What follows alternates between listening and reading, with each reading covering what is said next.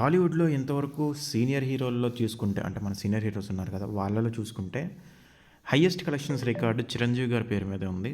So 'Chiranjeevi' గారు మనకి ఇంతవరకు 'ఖైదీ నంబర్ 150తో' కమ్‌బ్యాక్ ఇచ్చిన తర్వాత 100 క్రోర్స్ షేర్‌నైతే అందుకున్నారు 'ఖైదీ నంబర్ 150తో'.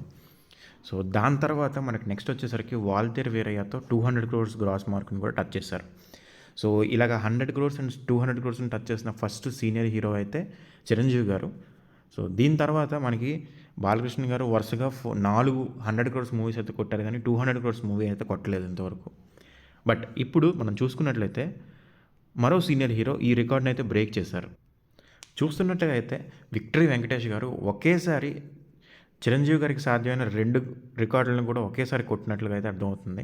సో సంక్రాంతికి రిలీజ్ అయిన 'సంక్రాంతికి వస్తున్న' మూవీ థర్డ్ డేకే 100 క్రోర్స్ గ్రాస్ మార్క్‌ని అయితే టచ్ చేసింది.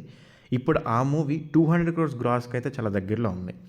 సో ఇప్పుడు ఇంకొక 1, 2 డేస్‌లోనే 200 క్రోర్స్ మైలురాయిని అయితే ఇది దాటబోతుంది. సో ఆల్రెడీ ఈ మూవీ 100 క్రోర్స్ షేర్ క్లబ్‌లో అయితే ఉంది. అండ్ 200 క్రోర్స్ షేర్‌లో అయితే చేరబోతుంది. సో దీన్ని బట్టి చిరంజీవి గారు 2 రికార్డులు అంటే 2 డిఫరెంట్ మూవీస్‌తో క్రియేట్ చేసిన రికార్డులని వెంకటేష్ గారు ఒకే మూవీతో లేపేశారనమాట.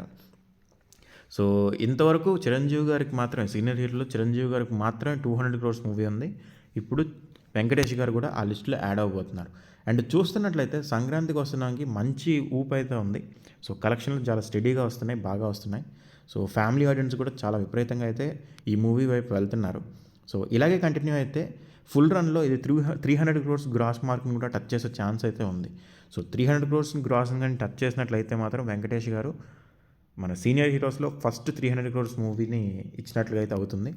సో ఆదివారం కూడా చూసుకున్నట్లయితే 2 తెలుగు రాష్ట్రాల్లోనే కాదు ఓవర్సీస్‌లో కూడా హౌస్‌ఫుల్ బోర్డులతో అయితే ఈ మూవీ మనకి దూసుకెళ్తుంది. సో వచ్చే వారం కూడా మనకి చెప్పుకోదగ్గ మూవీస్ అయితే రిలీజ్‌లు ఏం లేవు.